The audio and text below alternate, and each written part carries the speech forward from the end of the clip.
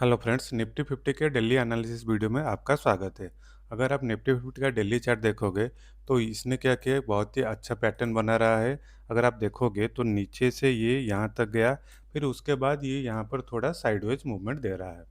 और ये पैटर्न भी ऐसा बनता है जैसा कभी भी एक अप ट्रेंड बनता है, उसके बाद मार्केट थोड़ा साइडवेज मूव करता है, कंसोलिडेट करता है, फिर उसके बाद ये नया बूम के लिए ट्राई करता है। अगर आप देखोगे ब्रॉडली, अगर आप देखोगे यहाँ पर इसने क्या किया, यहाँ पर अगर आप देखोगे तो यहाँ पर इसने एक डब्लू पैटर्न बनाया था। और डब्लू पैटर्न बना के साथ ये, अगर इसका ये हाई, ये जो कैंडल था गुरुवार का कैंडल, अगर ये रेड नहीं बनता और ये इसका हाई ब्रेक कर देता तो ये यहाँ से यहाँ तक भी जा सकता था। लेकिन गुरुवार को और शुक्रवार को इसने क्या किया, थोड़ा रेड रेड कैंडल बना दिया। उसके बाद से पैटर्न थोड़ा वीक बन गया। अभी क्या हो सकता है, अभी हो सकता है कि ये ब्रॉडली अगर हम देखेंगे, हो सकता है कि इस वीक में हो सकता है ये 2 दिन इस तरह का, ये जो ब्रॉड रेंज बना है, ये वाला जो रेंज बना है, इसी रेंज के बीच में ये ट्रेड करे।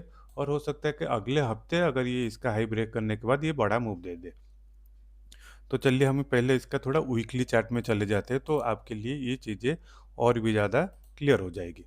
फिर हम छोटे टाइम फ्रेम में चलेंगे। यहाँ पर देखिए मार्केट क्या कर रहा है, बहुत ही बढ़िया। जैसे हो सकता है यहाँ पर एक पोलैंड फ्लैग पैटर्न बना रहा है और इसका हाई ब्रेक करते ही ये ट्राई करेगा ये जो ऑल टाइम हाई है इसके आसपास जाने के लिए, लेकिन इसके लिए अभी थोड़ा टाइम है। तो चलिए मंडे के लिए हम छोटे टाइम फ्रेम में चलते हैं और देखते हैं कि मार्केट के कैसा ट्रेड कर सकता है।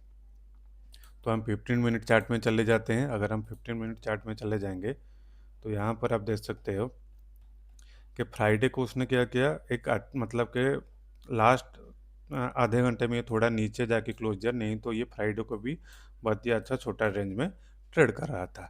अभी क्या हो सकता है, अभी मंडे को हो सकता है कि हम तीनों कंडीशन के बारे में बात करेंगे। अगर मार्केट नॉर्मल ओपन होता है तो हम क्या करेंगे, थोड़ा गैप अप ओपन होता है या फिर गैप डाउन ओपन होता है तो हम क्या करेंगे। सबसे बेस्ट जो सिनेरियो बनेगा, अगर मार्केट जो जिस रेंज में क्लोज हुआ है उसी रेंज में अगर आसपास, इसी के आसपास अगर मार्केट ओपन होता है तो और यहाँ पर थोड़ा टाइम स्पेंड करने के बाद ये वाला हाई को ब्रेक करता है, तो यहाँ से मार्केट बहुत ही अच्छा अप ट्रेंड, ये गैप को फिल करने के बाद ये थोड़ा ऊपर भी जाकर यहाँ पर भी क्लोज दे सकता है।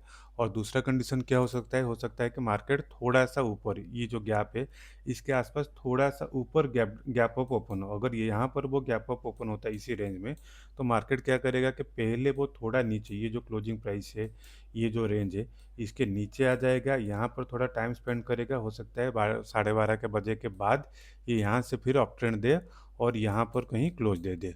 अगर तीसरा कंडीशन क्या बनता है, अगर ये बहुत बड़ा गैप अप ओपन हो जाए, मान लीजिए कि यहाँ पर इसी किसी रेंज के पास ये अगर ओपन हो जाता है, तभी वहाँ पर अगर ओपन होगा तो मार्केट वहाँ से नेगेटिव बन जाएगा। वहाँ पर आपको फिर बाय ट्रेड नहीं लेना है, वहाँ पर आपको क्या करना होगा, वेट करना होगा। अगर यहाँ पर कोई नेगेटिव कैंडल बनता है 15 मिनट में, तो आपको ये वाला क्लोज जो है यहाँ तक के लिए आपको एक ट्रेड मिल सकता है। ये तो हो गया गैप अप ओपन के बाद, ओपन के बारे में। अगर मान लीजिए कि ये गैप डाउन ओपन होता है, मान लीजिए कि ये छोटा सा गैप डाउन ओपन होता है, यहाँ पर अगर ये गैप डाउन ओपन होता है तो आपको यहाँ पर एंट्री ले लेना चाहिए। थोड़ा सा एक दो कैंडल के लिए वेट करेंगे। अगर पहला या दूसरा 15 मिनट कैंडल जिसका हाई अगर वो ब्रेक करता है, फिर आप यहाँ से एंट्री ले लेंगे और इंट्राडे में आपका जो टारगेट रहेगा वो यहाँ तक रहेगा। या फिर अगर वो 12:30 1 बजे के बाद अगर और थोड़ा मूव करता है तो दूसरा जो टारगेट रहेगा वो इस गैप के पास आपका हो सकता है।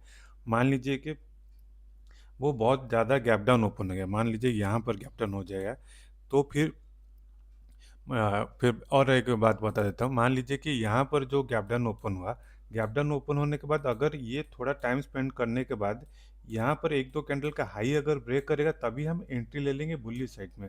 अगर यहाँ पर एक दो कैंडल के बाद मान लीजिए कि ये वाला लो को ब्रेक करता है, तो हम बियरी साइड में ट्रेड ले लेंगे और हमारा जो टारगेट रहेगा वो ये लो तक का हमारा टारगेट रहेगा। ये हो गया चौथा कंडीशन।